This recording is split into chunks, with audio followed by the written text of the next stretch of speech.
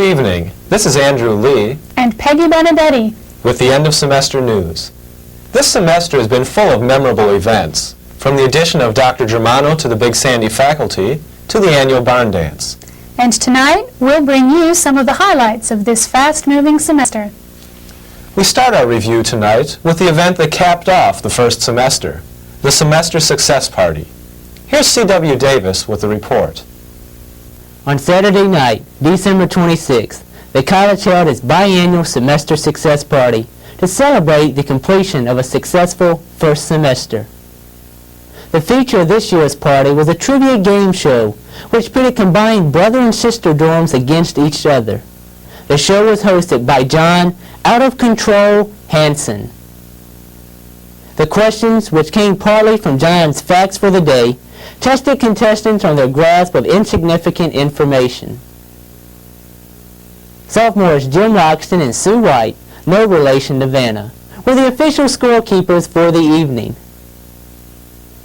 After several hard-fought preliminary contests, the final match pitted the men and women of magnificent Dorm 7, powered by Jim Epinosis Owings, against men's and women's Dorm 4, featuring Beth Harrison, Neil Hogberg, and Alice Hausman.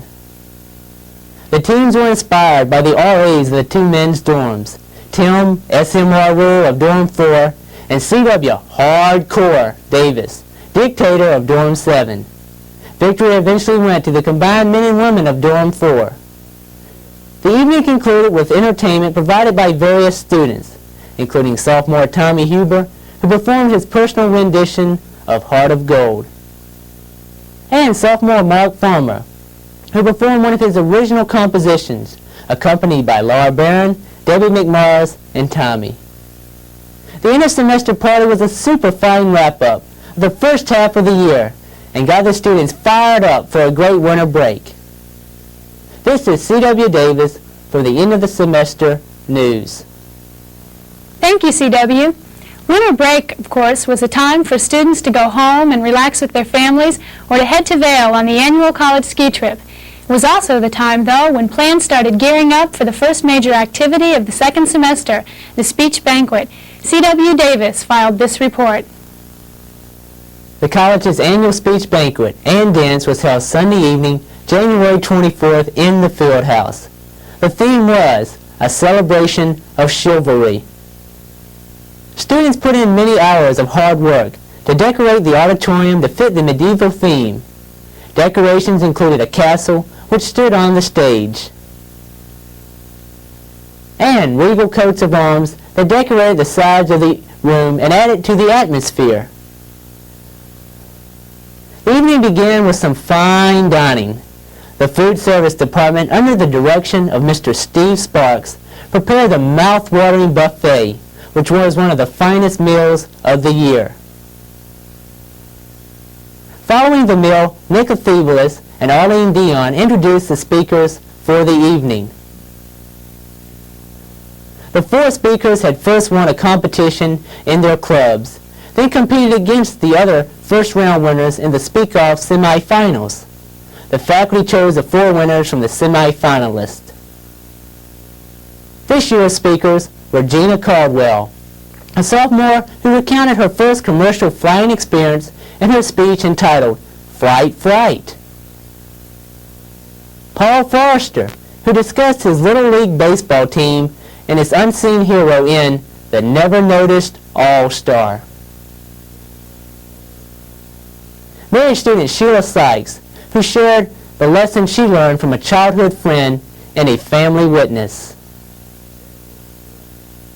And sophomore Bob Brown, who talked about the love that fuels a sincere smile in A Light to the World, Batteries Not Included. Following the speeches, the students enjoyed a dance in the dining hall, which was also decorated to fit the evening's theme. Speech banquet is always one of the most formal events of the year, and this year was no different. It was super fine. This is C.W. Davis for end of the semester news. Thanks, C.W. Only a few short weeks after Speech Banquet was another one of the year's formal highlights, Restaurant Night. Here's Arlene Dion with the report. Restaurant Night has been an annual tradition at Ambassador College Big Sandy for several years. This year it was held on Sunday, February 7th and Sunday, February 21st. On the first night, dorm residents dined at the Bronze Swan, Big Sandy's only four-star restaurant. On the second evening, students living in the dorms served, and Booth City residents had their chance to enjoy the elegant atmosphere. Upon arrival at the dining hall, which was decorated to fit the occasion, students were greeted by grace, elegance, and Steve Fife. Beautiful music, provided by several of the student body's talented pianists, including freshman Sarah Nolder, added to the atmosphere of elegance and quality. The menu featured appetizers such as smoked salmon and artichoke soup, and entrees that included prime rib, breast of duck, and lamb. But to many, the evening's highlight was the dessert cart, featuring a choice of several delicious desserts, skillfully described by the ladies who served them. Steve Sparks, head of the college's food service department, patterned much of the evening after ideas he got from visiting the Adolphus, a five-star restaurant in Dallas. His highly skilled staff, including Steve Wendling, Tom Carmichael, Rex Almer, Shane Browning, and Willie Coates, added the hard work necessary to make the evening a culinary success. Diners at the Bronze Swan were served by their fellow students, adding a personal touch to the evening. The servers benefited by learning some of the finer points of serving at a formal dinner, and of course enjoyed themselves while doing it. The sumptuous fare of the Bronze Swan wasn't reserved for only the students. The entire faculty, including Dean of Students Richard Thompson and his wife Ani, was also invited to the event. Restaurant Night is always a highlight of the year to the students, and I'm sure many of the freshmen are already anticipating next year's visit to the Bronze Swan. This is Arlene Dion for the End of Semester News. Thanks, Arlene. When we come back, we'll have coverage of two of the semester's biggest social events, the Barn Dance and Grad Ball, so stay tuned. Hi, I'm Todd Gibbs, a student at Ambassador College, and this year for our fundraiser, we're working in conjunction with the grocery stores in the Tyler Longview area selling fruit baskets. We supply the grocery stores with duck baskets. They fill them with fruit for sale to you. We've made an agreement with the grocery stores that we earn money only on those baskets that they sell. So you see, the success of our fundraiser depends on you.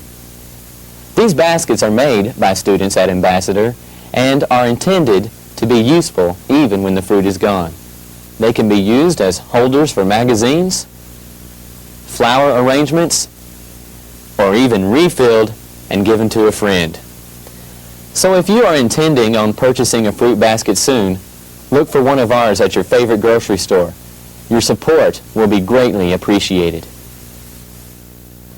We have a special live report now from our Southern correspondent, Tex Efthivalis. Hi there, Tex. I understand you were a guest recently at a special event. Well, I sure was, Andy. It was right around midterms when I still was talking funny. And them faculty members started talking about rainbow stew and red guitars and cowboy hats. And why, before I knew what was happening, I was at that there barn dance. We had a big band playing about that there cowboy jubilee. And why, we had special guests there like Dr. Ward, Mr. Ross Judson, Mr. Salia, and Mr. Mike Hale. I tell you what, old boy, we had a rip-roaring time out there. Well, thanks a lot, Nick. It's good to hear you don't talk with that funny accent anymore. There were several other activities going on at the barn dance besides just dancing. Native Milliken brings us this report. While some of the student body was enjoying the dancing and music inside the barn, the rest of the students had several other activities to choose from during the evening. Those looking for a more relaxing time had a chance to take hay rides under the moonlight. For the more adventurous, there was the pig riding contest. This year's contest winners were freshman Laura Encinosa and sophomore Jeff Shattuck. There was also the dunk tank, where students had a chance to work on their aim before softball season. They had their choice of several schoolmates to send for a swim over the course of the evening. Whether it was dancing in the barn or trying to ride the wild pig, all the students found something to enjoy at this year's barn dance. This is Nada Milliken for the end of semester news. Thank you, Nada. The last big social event of the year happened last night. Graduation ball, dedicated to the sophomore class, capped off several months of hard work and planning for freshman class president Steve Allen and his classmates. Dana Pardian was on hand to give us this report. Good evening, this is Dana Pardian at Graduation Ball in 1988.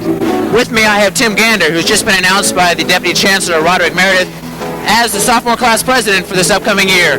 Tim, what did you feel when you heard your name announced in front of the whole student body? I didn't feel anything. I mean, my knees went numb and I wanted to go out the back door, but I couldn't get there, so I had to go forward. Well, we're all very proud of you. The theme tonight has been a world of wonders, which has been depicted by the entertainment and through decorations.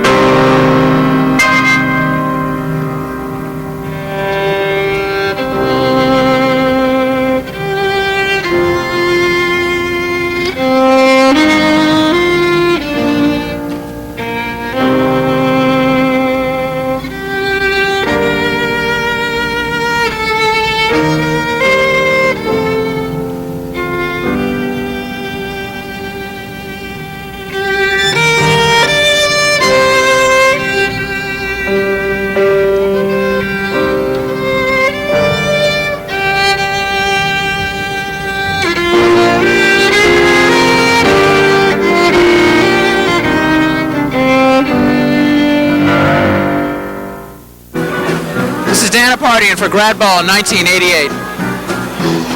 Thank you, Danny. It's time now for our weather report with Lisa Davis. We've had quite an eventful semester with weather, haven't we, Lisa? We sure have. And if there is one word to describe the weather in Texas, it is unpredictable, as students quickly learned this semester. One day it's almost warm enough to lay out at the beach, and the next day you have to hide your tan as you trudge to class over a snow-covered campus. Our first snowfall this year occurred on January 6 during winter break. While those at Vail were playing in the snow, students who stayed in Big Sandy were working in it. The first accumulation was between 3 and 4 inches and stayed on the ground for around a week, as students quickly found walking to classes on the ice can be a bit treacherous, and signs were made to remind them of it. They weren't the only campus residents affected by the ice, though, as the Ducks found their swimming area temporarily confined. Fortunately, there were also signs for them, alerting them of the winter dangers lurking in their pond. The next snowfall came unexpectedly on Sunday, February the 7th, when students woke up to around 5 inches of fresh powdered snow on the ground outside. Our third and final snow for the year, we hope, occurred 4 days later, with a 2-inch mixture of sleet and snow accumulating. Weather reports that morning predicted more snow throughout the day, so classes were canceled. Students took advantage of the extra time by going sliding or venting their creative skills. Despite early forecasts, though, the sun came out and quickly began melting the snow. But before it all melted, some of the more unruly college students found time to start a few snowball fights. Some of the international students saw snow for the first time this winter, and they really enjoyed the chance to romp around in it for a while. Now that it's starting to heat up here again, Lisa, it would almost be nice to see some of that snow, wouldn't it?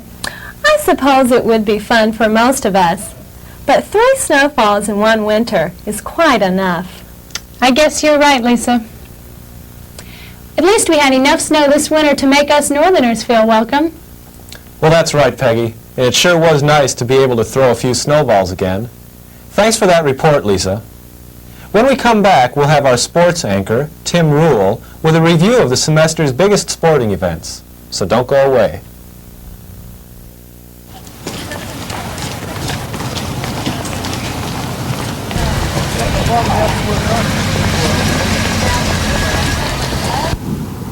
You have just witnessed a crime. Behind this seemingly innocent pilgrimage from the science lecture hall to the dining hall lurks the potential destruction of hundreds of shoes. In this scene alone, approximately 2.3 shoe taps were lost.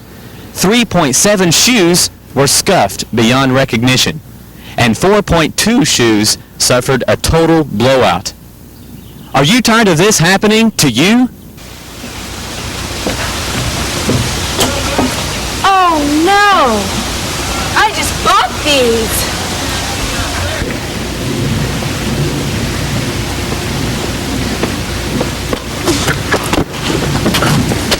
These steps are entirely too high.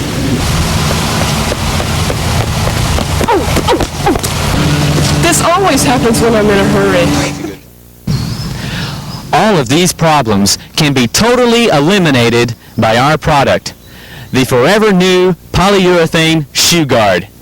Forget shoe taps or buying new shoes every month, and consider Forever New Polyurethane Shoe Guards. They're steel belted and weatherproof too. Just listen to some of our satisfied customers. Now I can walk across any bridge with confidence and not have to worry about my heel breaking off. I love my Forever New Polyurethane Shoe Guards. They're comfortable and they go with everything.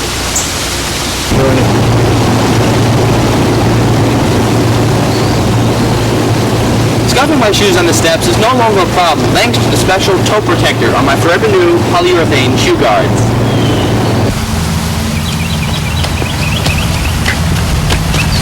Now I can walk as fast as I like because of the special steel-belted sole of my Forever New Polyurethane Shoe Guards. They're always there protecting my feet. Our Forever New Polyurethane Shoe Guard is guaranteed to save your shoes and make them last the rest of your college career.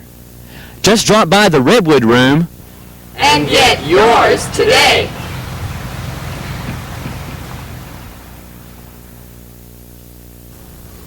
It's time now to review the semester sports action, and here with the report is Tim Roll.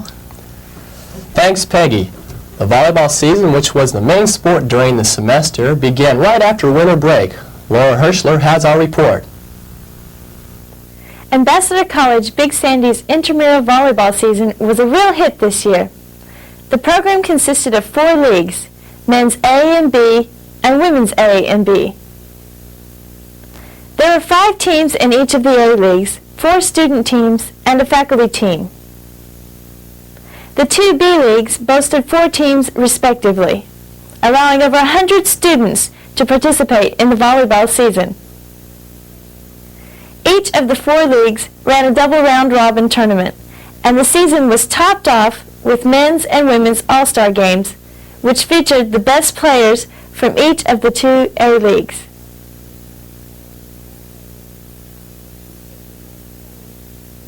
In the women's all-star game, Sophomore Laura Cook led the gold team to a victory, 3-1. Their opponents, the blue team, included the Twin Towers, sophomore Helen Loprice and freshman Becky Woods. The men's all-star game was an even closer rally. Here, special student Don Connard stretches to bring the ball up. The red team, coached by Mr. Jeff Garden, won the first 2 games of the match. But the blue team, coached by Mr. Jim Cassee, came back under pressure to take the match, winning the last 3 games. Here, during some intense play, 4 of the all-star men demonstrate how volleyball is won at the net. This year's volleyball season, which spanned the first half of the semester, was a real success. All of the students who participated in it really dug it. This is Laura Hirschler for End of the Semester Sports. Thanks, Laura. Of course, the big event capping off the sports year was the annual field day held Wednesday, April 27th on the track. The sophomores pulled off a narrow victory in the meet, 237 to 230, but not without a strong fight by the freshmen. Several records fell during the day. One was set in the first running event of the day when freshman Rob Posgay sprinted to a 16.55-second finish in the 110-meter men's high hurdles, outpacing his nearest competitor, sophomore David Dransfield, by almost half a second. Another record was shattered by freshman Mike Kratz in the triple jump. John Hansen was on the scene to talk with him. Hi, this is John Hansen at Ambassador College Field Day 1988. I have with me a freshman, Mike Kratz, who set a new record this year in the men's triple jump, as well as winning the long jump. The previous record for the triple jump was set in 1974, a 14-year-old record by Clyde Kelo of 40 foot 9 3/4 inches. This year, Mike set a new record of 41 feet 3 inches. Congratulations, Mike. How did it feel out there? Thanks. The wind was really strong today. It was blowing into my face the whole time. I felt real nervous at first. My steps were off, but once I adjusted for the wind, I felt real good.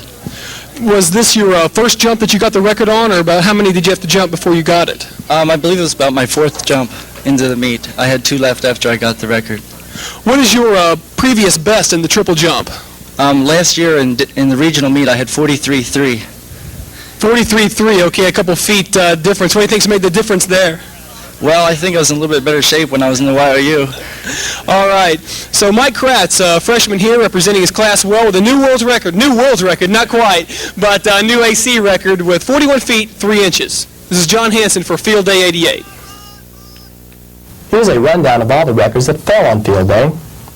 Sophomore Tommy Huber set a new record in the 800 and the 1500-meter run. Mike Kratz broke the old triple jump record, and Rob Posgay put his name in the books with a new record in the 110-meter high hurdles. On the women's side, sophomore Heidi Johnson set a new mark in the javelin throw, and the sophomores women's team broke the record in the 400-meter relay. The key to putting the sophomores over the top in the meet was their relay teams. They won 4 of the 6 relays, sweeping all 3 places in the men's shuttle relay.